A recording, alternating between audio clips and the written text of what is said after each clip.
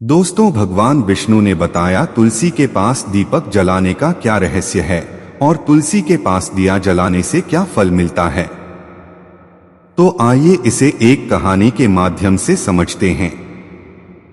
Video शुरू करने से पहले आपसे विनती है, कृपया वीडियो को लाइक, शेयर और इस चैनल को सब्सक्राइब जरूर कर दें।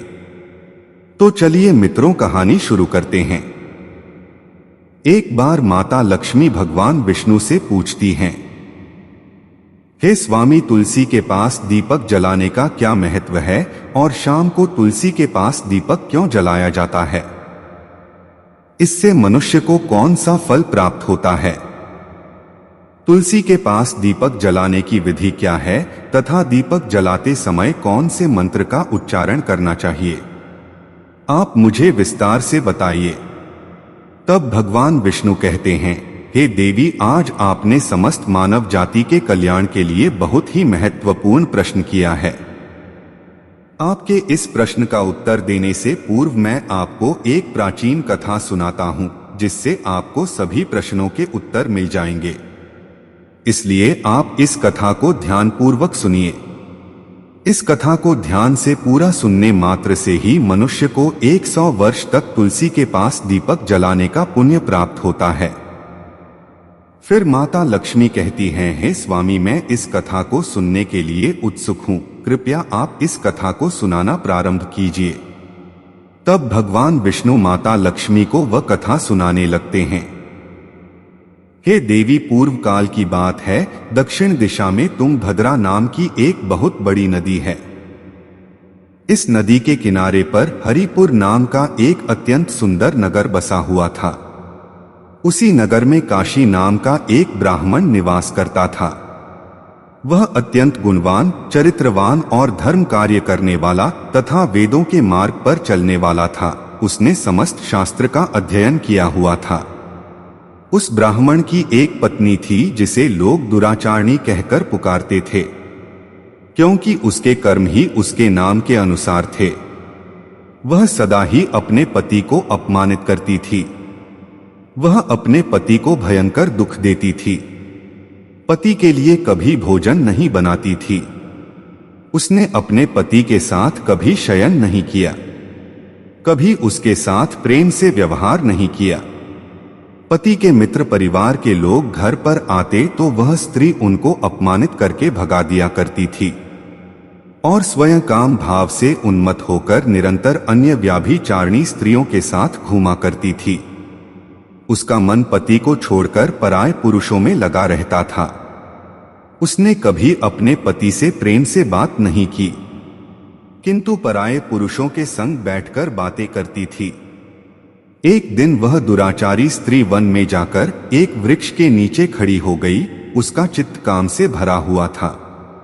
वह किसी सुंदर कामी पुरुष की राह देख रही थी, किंतु बहुत समय निकलने के बाद भी उस स्थान पर कोई पुरुष नहीं आया। इसलिए अत्यंत दुखी हो गई और प्रियतम की खोज में इधर उधर देखने लगी। उस दिन उसका सारा परिश्रम व्यर्थ हो गया और जोर जोर से विलाप करने लगी। उस जंगल में एक भयानक बाघ निवास करता था।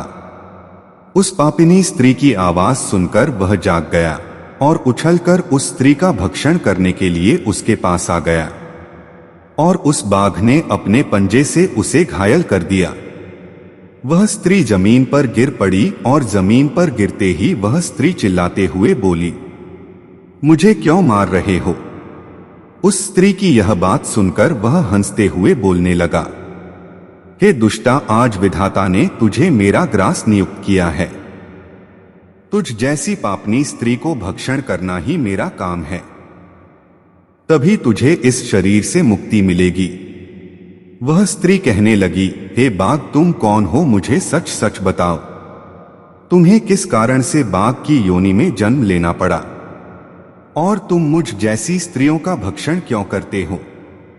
पहले मुझे सारी बात बताओ, फिर मेरा भक्षण करो। फिर बाघ कहने लगा, हे पापिनी, मैं तुझे मेरे पूर्व जन्म का वृतांत सुनाता हूं। किस कारण से मुझे बाघ बनना पड़ा। पूर्व काल में दक्षिण देश में एक नदी थी। उस नदी के तट पर एक नगरी बसी हुई थी। उस नगरी में मैं निवास करता था। मैं एक ब्राह्मण का पुत्र था और नदी किनारे बैठकर यज्ञ आदि कार्य किया करता था। मैंने उस जन्म में अनेक पापियों के लिए यज्ञ किया, उन पापियों के घर का भोजन किया। मैंने धन के लोभ में अनेक पापियों के लिए कार्य किया। जिन वस्तुओं का दान ब्राह्मण को नहीं लेना चाहिए, उन वस्तुओं का दान भी मैंने ग्रहण किया। दूसरों से धन तो लेता था, लेकिन कभी वापस नहीं करता था। इस प्रकार से पाप करते हुए मुझे बहुत साल बीत गए और मैं बूढ़ा हो गया। मेरे बाल सफेद हो गए, आंखें सूज गई, मुंह के सारे दांत गिर गए। लेकिन फिर भी मेरी दान लेने की आदत नहीं छूटी और मैं पाप करता गया। फिर एक दिन में धन के लोभ से नदी किनारे गया और अन्य धूर्त ब्राह्मणों के साथ मिलकर हमने लोगों को ठगा। झूठ मंत्र वचन बोलकर हमने बिना विधि विधान किए ही देवी देवताओं का पूजन किया और बहुत सारा धन दान में ले लिया। फिर उसी स्थान पर एक बीमार कुत्ते ने मेरे पैर में काट लिया और मैं मूर्छित होकर गिर पड़ा। उसी क्षण मेरे प्राण चले गए। प्रियम के दूत उस स्थान पर प्रकट हुए और मुझे पकड़कर यमपुरी ले गए।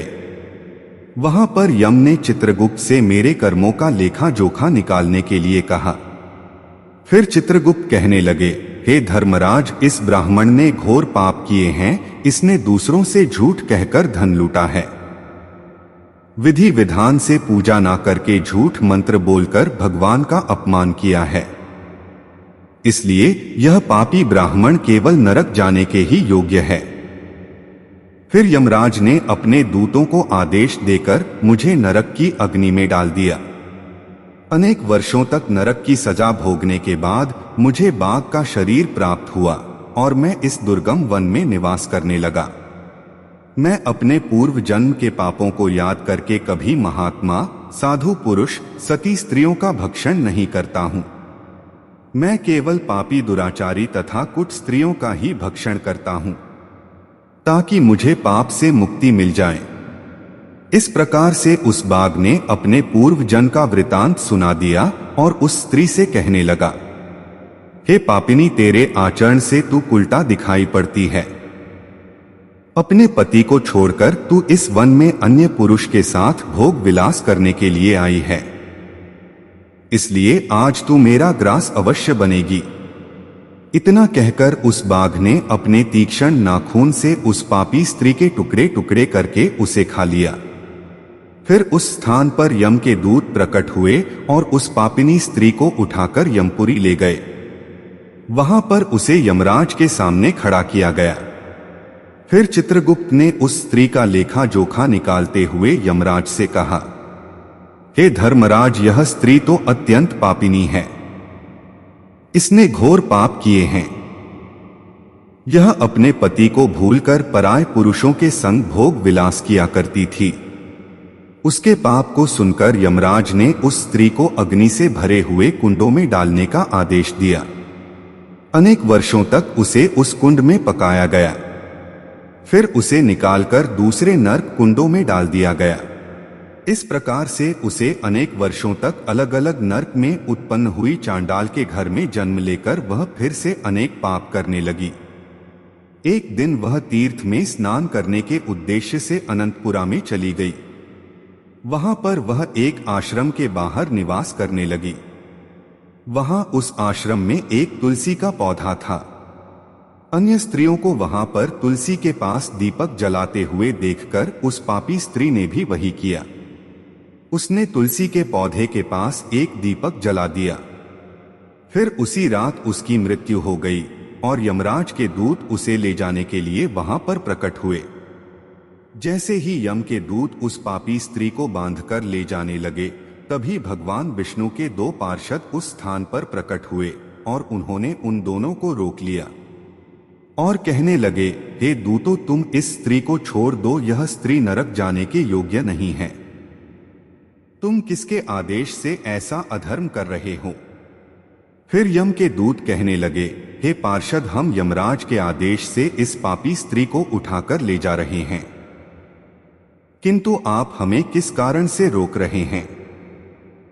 यह स्त्री अत्यंत पापी है, इसे नरक में ले जाने की आज्ञा मिली है। फिर पार्षद कहने लगे, हे दूतों, यह स्त्री तो विष्णु भक्त है, यह नरक जाने योग्य नहीं है। इसने शाम को तुलसी के पास दीपक जलाया है, इस कारण से इसके समस्त पाप नष्ट हो गए हैं, इसलिए अब यह नरक जाने की योग्य नहीं है। यह स्वर्ग जाने की अधिकारी बन चुकी है। पार्षदों की बात सुनकर यमदूतों ने उस स्त्री को उस स्थान पर छोड़ दिया और यमलोक लौट गए। वहां जाकर उन्होंने यमराज को सारा वृतांत सुना दिया। फिर भगवान विष्णु के पार्षद उस स्त्री को दिव्य विमान में बिठाकर स्वर्ग लोक ले गए। भगवान विष्णु कहते हैं, हे देवी, इस प्रकार से तुलसी के पास केवल दीपक जलाने मात्र से ही मनुष्य के सभी पाप नष्ट हो जाते हैं। जो स्त्री नित्य शाम को तुलसी के पास दीपक जलाती है, वह सौभाग्यशाली बनती है। उसके पूर्व जन्मों के सभी पाप नष्ट हो जाते हैं।